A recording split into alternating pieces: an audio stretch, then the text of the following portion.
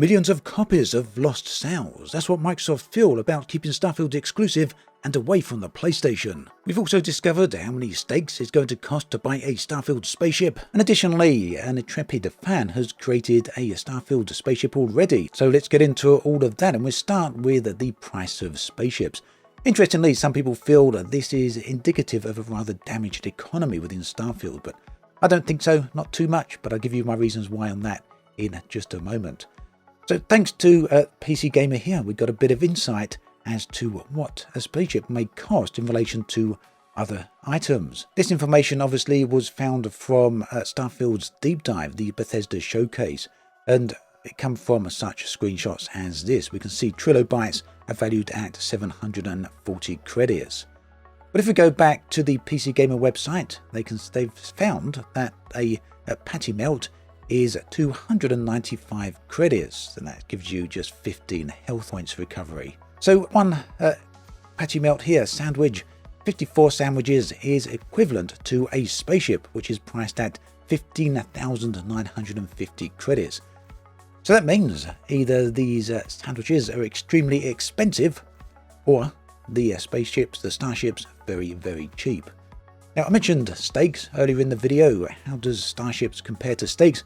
Well, it turns out that 48 steaks is the equivalent of a starship. Interestingly, that prices a steak at roughly the same as a sandwich, doesn't it? I'd like to know where these steaks come from. But 98 orange juice cartons and 210 slices of toast, all equivalent to a single spaceship. Very, very strange. Now, some people have been complaining that this is, like I say, indicative of a messed up economy. Personally, I don't really have any issue with that because this is a single player game. It's not a multiplayer game. Whilst multiplayer games do still need a good economy and it needs to be relatively well balanced, it's not as imperative as it would be in an MMO or a live service title. And this also keep in mind that there will be other factors involved in progressing through the game. Bethesda have said as much. Improving your ship and building your bases, this is going to be mid-game to late game content, and I suspect very likely that it won't be all dependent upon credits, but rather other resources as well. At any rate, a rather fun look at the price of things in, well, the pre-release footage at least, of Starfield. Now, moving on to something a little bit more serious. This comes from the recent case between Microsoft and the FTC over in America regarding the Microsoft merger or the purchase of Activision Blizzard.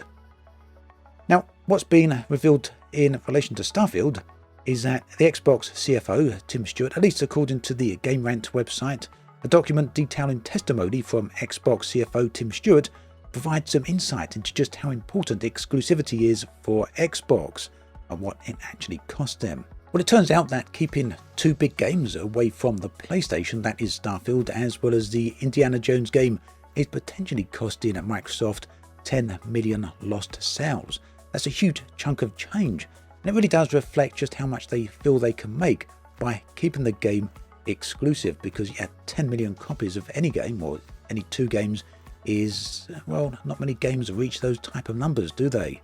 It really does seem to prove then that Microsoft feels so much of their profits come from Xbox Game Pass as well as cloud gaming and maybe some other services as well. Now, of course, we do know that Microsoft are planning on keeping Call of Duty on the PlayStation. They've signed a 10-year agreement with Sony on that. What this means for exclusivity as a whole, though, we'll have to see over the coming months and the coming years, won't we? Now, one other thing I wanted to look at here was this really nice Reddit thread. This was posted by It's All the Pixels. And what we see here is a custom ship that has been built in Blender. This is, as you can see, it's very much like a ship that fits in Starfield. It's if I was told that this was a Starfield ship, I would 100% believe that. Just look at the detail here. There's a few different screenshots here. Nice up closer detailing. This is a very utilitarian design as well, and seems to be perfectly in keeping with what we've seen so far in Starfield. Now, I'm going to go out on a limb here and assume that the It's All Pixels has copied the designs from the Starfield showcase, or else made some very similar modular designs as well, and then assembled all the designs together. And you can see a little character down the back there, just to give us a sense of scale. So it's very likely that one of the big deals about Starfield is going to be people customizing and building their own ships. In fact, it's something I'm personally really looking forward to. Hopefully, Starfield and Bethesda also have an option to export these ships so that people can import these designs into their game.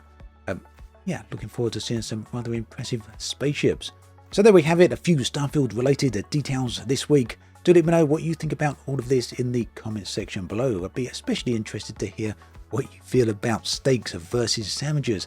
And of course, that exclusivity thing for Starfield. Do you think 10 million copies for Indiana Jones on Starfield is perhaps a bit too many?